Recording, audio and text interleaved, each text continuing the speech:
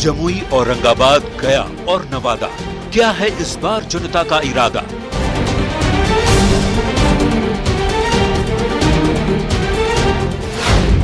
नेताओं के बाद अब जनता की बारी। बिहार की 4 सीट पर है भव्य तैयारी।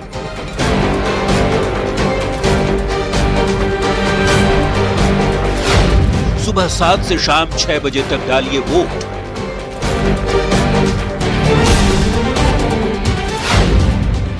न्यूज 18 पर देखिए पल पल की रिपोर्ट, देश का आदेश।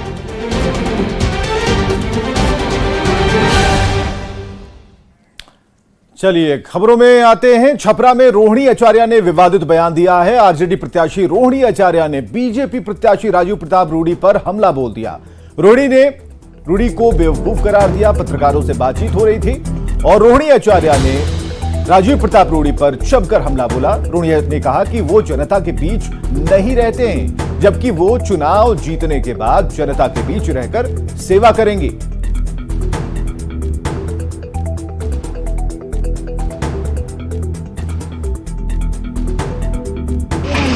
देखिए कितना अपार सब मतलब आशीर्वाद दे रहा है, प्यार दे रहा है। रिकॉर्ड बनाएंगे।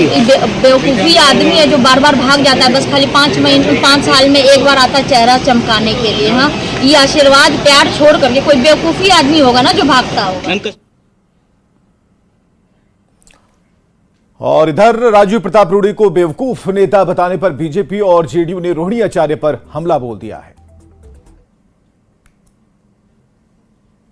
जीवन में पहली बार सिंगापुर से छपरा आई हैं और उन्हें चूंकि बातों की जानकारी नहीं है, वो इसलिए ऐसी बातें कर रही हैं। जिस व्यक्ति के बारे में वो कह रही हैं, राजीव प्रताप रूडी, उन्हीं राजीव प्रताप रूडी ने रोहिणी के माता और पिता पूर्व मुख्यमंत्री लालू प्रसाद यादव और पूर्व मुख्यमंत्री राबड़ी देवी दोनों को भारी मतों के अंतर से हराया हुआ है। राजीव प्रताप रूडी के लिए रोहिणी जी छपरा उनका घर है, आपकी तरह कोई डेस्टिनेशन नहीं, वेकेशनल डेस्टिनेशन की जब छुट्टी हुई है तो चलो दिल बहलाने के लिए छपरा से चल के चुनाव लड़ लेते हैं। रोहिणी आचार्य जी जब प्रत्यक्ष रूप से राजनीति में नहीं तब भी ट्विटर और सोशल मीडिया के माध्यम से अमर्यादित टिप्पणी करने के लिए ही जानी जाती। आखिर राजनीतिक संस्कार तो उसी दल का आएगा ना। और अब जब राजद ने उन्हें प्रत्याशी बना दिया, तब क्षेत्र में जाकर तो वहां के स्थानीय सांसद हैं राजीव प्रताप रूडी जी, उनके लिए ऐसी शब्दावली का इस्तेमाल करके अपने राजनीतिक और व्यवहारिक आचरण का वो परिचय दे रहे। जमुई लोकसभा सीट पर कल वोट डाले जाएंगे और इसके पहले एक वायरल वीडियो पर सियासी तूफान मचा है। दावा किया जा रहा है कि 2 दिन पहले तेजस्वी यादव की सभा के दौरान भीड़ की तरफ से चिराग पासवान को अपशब्द बोला गया और इस दौरान तेजस्वी यादव मंच पर मौजूद थे। इसका वीडियो सोशल मीडिया पर वायरल हो रहा। हालांकि न्यूज 18 इस वीडियो की पुष्टि नहीं करता। इस वायरल वीडियो की एलजेपीआर के राष्ट्रीय अध्यक्ष चिराग पासवान ने घोर निंदा की। कहा कि महिलाओं का अपमान जंगल राज की याद दिलाता है। चिराग ने कहा कि तेजस्वी के सामने ऐसी बातें बोली जा रही हैं और वे चुप हैं। अगर वे तेजस्वी की जगह मंच पर होते तो ऐसा नहीं होने देते और इस मामले में तेजस्वी यादव का कहना है कि उन्हें इसकी कोई जानकारी नहीं। मैं अगर तेजस्वी जी की जगह होता और कोई उनके परिवार को ऐसे गाली देता, मैं मुंह तोड़ जवाब देता उसी वक्त। राजनीति एक तरफ है, मेरे लिए आदरणीय राबड़ी देवी जी भी मेरी ही मां और मैं कतई फर्क नहीं करूंगा उनमें और अपनी मां। मेरे लिए उनका सम्मान उतना ही है जितना मेरी अपनी मां का। मेरे लिए मीसा दी हूं या मेरी तमाम और बहनें उनके परिवार की, उनके लिए वही सम्मान है जो मेरा मेरी अपनी बहनों के लिए। राजनीतिक लड़ाई मैं राजनीतिक मंच पे लड़ूंगा और डट कर लड़ूंगा, पर अगर मेरे सामने कोई मेरी मां राबड़ी देवी जी को ऐसा बोलता, मैं मुंह तोड़ जवाब देता। कौन दिया? हम दिए? दिया कौन? हम तो वो वीडियो देखे हैं, कोई हमको भेजा था। तो पब्लिक में, मंच पे थोड़ी कोई दे रहा है, पब्लिक में कोई दे रहा है।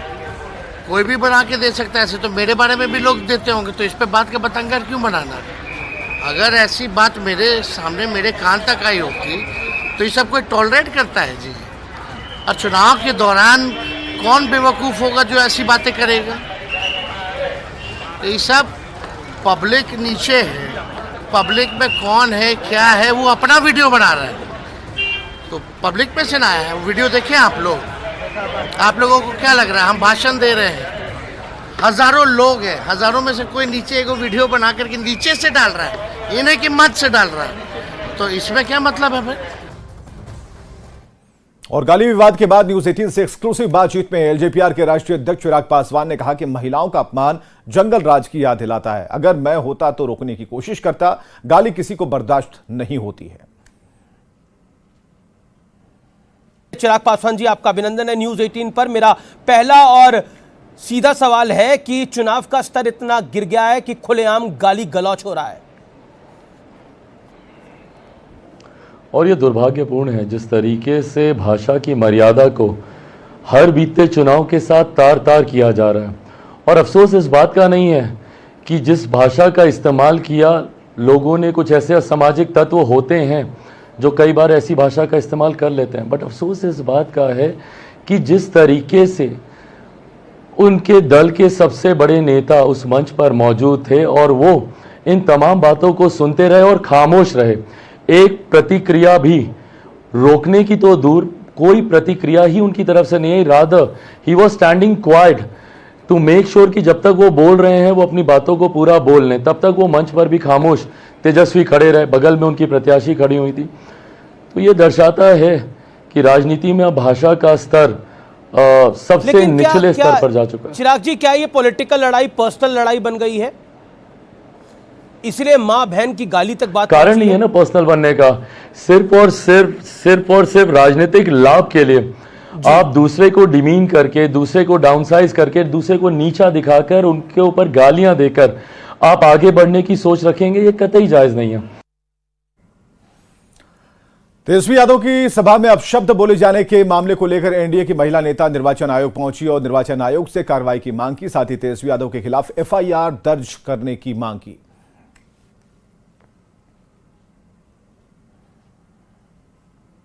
बताइए क्या शिकायत लेकर के आ जा रहे हैं? जिस प्रकार से जमुई की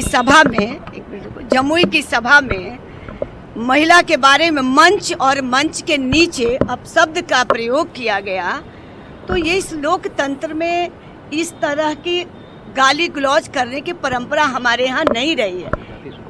और जाति सूचक शब्द का प्रयोग करते हुए, माँ बहन का गाली देते हुए ये परंपरा का पुनरावृत्ति न हो, इसके लिए हम लोग आज चुनाव आयोग में आए हैं कि इन पर एफआईआर दर्ज हो और उस पर कार्रवाई हो, ताकि अभी तो चुनाव काफ़ी बाकी है, वहाँ किसी प्रकार की जाति सूचक शब्द का प्रयोग नहीं हो, किसी महिलाओं को गाली गलौज नहीं किया जाए।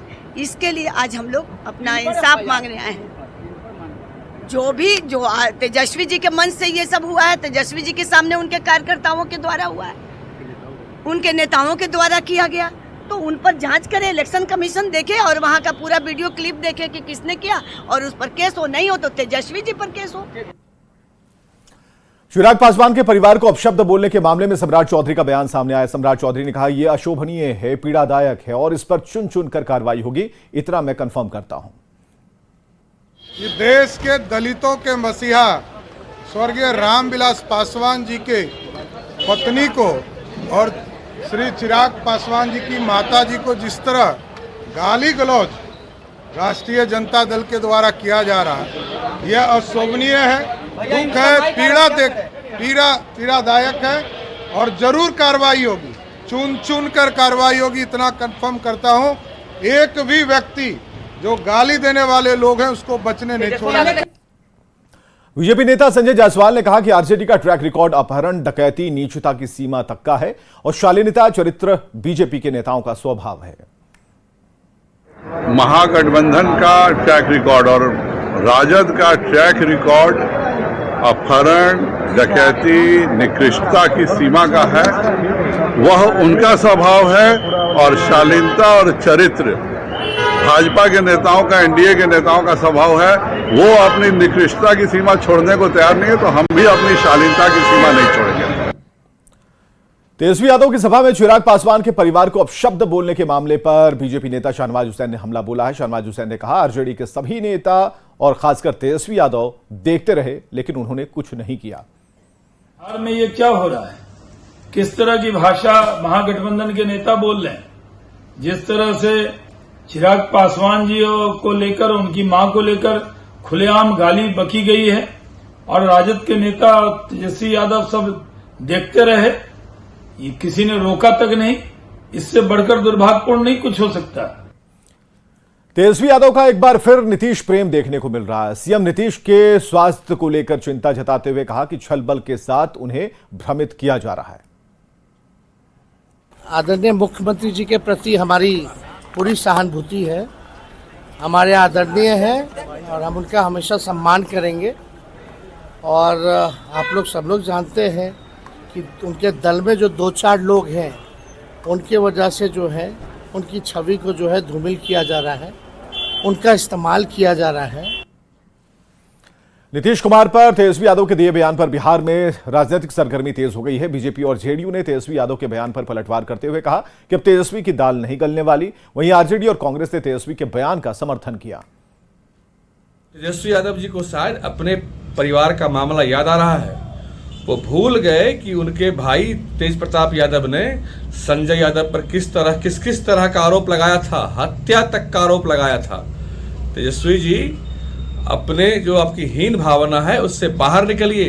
मुख्यमंत्री जी के साथ आप लोगों ने क्या क्या किया, ये सब मुख्यमंत्री जान समझकर आपसे पिंड छुड़ाए हैं। हर एक बिहारी के लिए नीतीश कुमार जी सम्मानित है, आदरणीय है। पर तेजस्वी जी, जहां तक आप गुमराह करने की बात कर रहे हैं, तो भला नीतीश जी को कौन गुमराह कर सकता है? हाँ, 17 महीने आप साथ रहे, एक तरह से नीतीश जी ने आपको रोजगार दिया था और उस रोजगार के कॉन्ट्रैक्ट में लिखा था सामाजिक न्याय और विकास की बातें। पर आप कहीं न कहीं गुमराह करके पारिवारिक न्याय और धन अर्जित करने लग गए, तो वो कॉन्ट्रैक्ट टूट गया। इसलिए आज आप प्यारी प्यारी बात कर रहे हैं, लेकिन कितनी भी प्यारी प्यारी बात कर लें, अब दोबारा दाल गलने वाला नहीं है। श्री तेजस्वी यादव जी ने बिल्कुल सही बात कही है। आदरणीय नीतीश कुमार जी को तो कुछ लोगों ने जिस तरह से हाईजैक कर लिया है, ये बात तो सबको दिख रहा है, सबको पता चल रहा है, जनता भी सब समझ रही है, जान रही है। आदरणीय नीतीश कुमार जी जिस तरह से फिर से बीजेपी के साथ गए, जिसमें कुछ लोगों की भूमिका रही, जिन लोगों ने उनको हाईजैक करके वहां फिर से ले गए। नीतीश कुमार जी के प्रति जो तेजस्वी जी ने अपने उद्गार व्यक्त किए हैं, अपने भाव जो व्यक्त किए हैं, निश्चित रूप से ये उनकी अपनी नीतीश कुमार जी के प्रति पीड़ा है, नीतीश कुमार जी के प्रति उनका कंसर्न है जो उन्होंने शो करने का प्रयास किया है। ये बात भी सच है कि आज की परिस्थिति में नीतीश कुमार जी को जिस ढंग से गुमराह किया जा रहा है, नीतीश कुमार जी जिस तरह से अलग थलग पड़ते जा रहे हैं, यह एक सोचने वाली बात है। दरभंगा लोकसभा क्षेत्र से बीजेपी प्रत्याशी गोपाल जी ठाकुर ने आज अपना नामांकन दाखिल किया। गोपाल जी ठाकुर ने 2 सीट में नॉमिनेशन किया है। गोपाल जी के नामांकन में बिहार सरकार के मंत्री मदन सहनी, मंत्री हरि सैनी और नगर विधायक संजय सरावगी मौजूद रहे। गोपाल जी ठाकुर ने बिहार की सभी सीट पर जीत का दावा किया।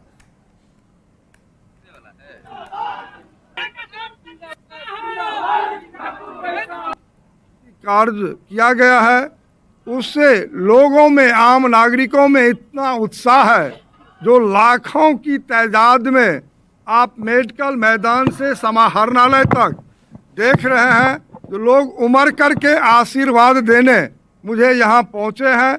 सबको हम बधाई और शुभकामना देंगे इस आशीर्वाद के लिए। की गारंटी पर पूरे देश, दुनिया और दरभंगा को विश्वास है और 75-25 की लड़ाई है।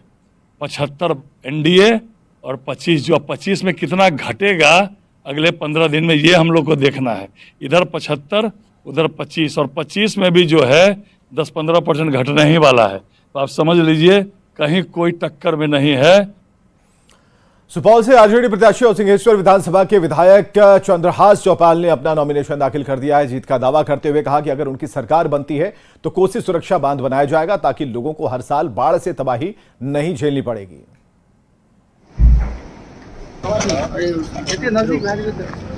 गठबंधन का सरकार बना तो हम अपने सरकार के माध्यम से प्रयास करेंगे कि यहाँ से पलायन रोका जाए और यहाँ पर हर हाल में इस तरह के संसाधन, इस तरह के उद्योग लगाया जाए कि हमारा आम गरीब जनता यहाँ से पलायन के लिए पलायन नहीं करे।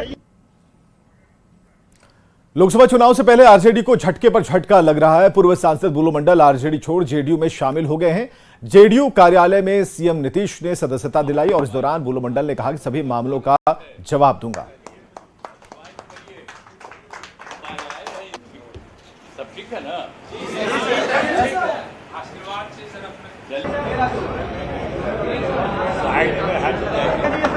तो सीएम नीतीश कुमार ने सदस्यता दिलाई बुलो मंडल को। चुनाव से पहले आरजेडी को झटका लगा और यहां पर आप देख पा रहे हैं जेडीयू के सभी बड़े लीडर मौजूद थे और पूर्व राष्ट्रीय अध्यक्ष जेडीयू के ललन सिंह भी यहां पर थे, विजय चौधरी मौजूद थे और प्रदेश अध्यक्ष मौजूद हैं।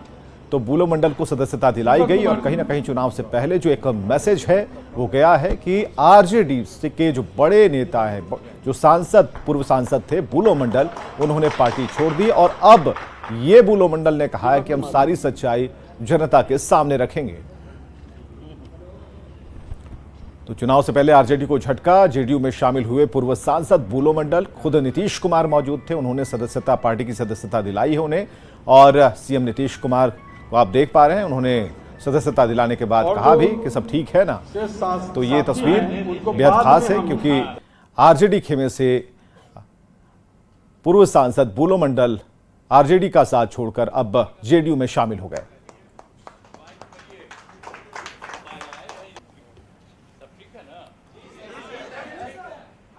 तो मुख्यमंत्री काफी खुश दिखे इस मौके पर।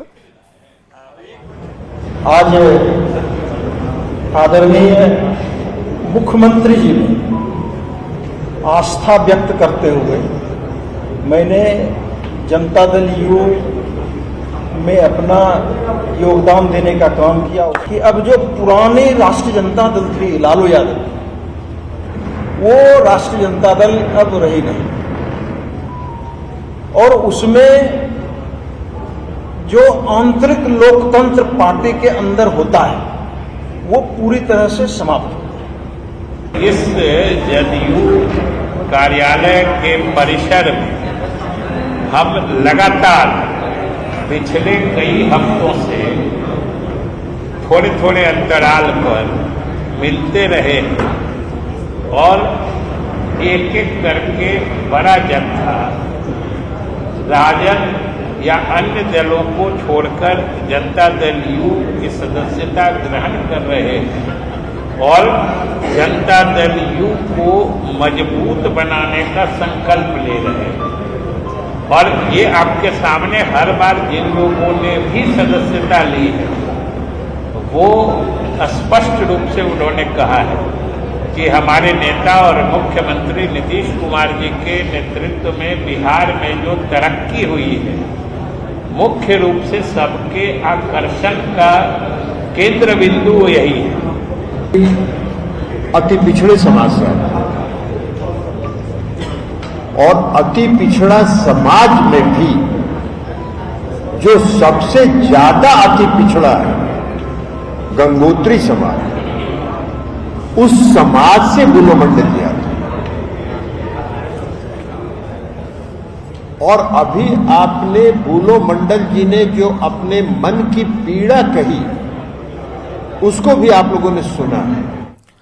दानापुर से अगली खबर है जहां दियारा के मकसूदपुर गांव में गोली मारकर महादलित की हत्या की गई है। हत्या का कारण गांव में बाबा भीमराव अंबेडकर की मूर्ति लगाने का विवाद बताया जा रहा और इस मामले में मुख्य रूप से 4 लोगों के नाम सामने आ रहे हैं जिन्हें पुलिस ने गिरफ्तार कर लिया है। दानापुर से ये बड़ी खबर।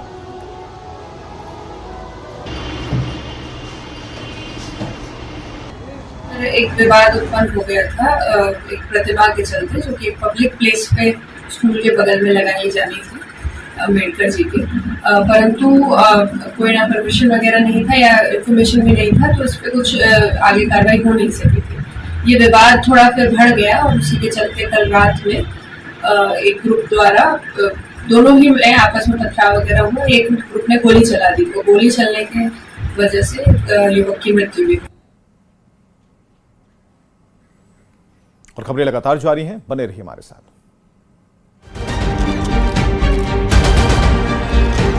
25 करोड़ क्या खा गए?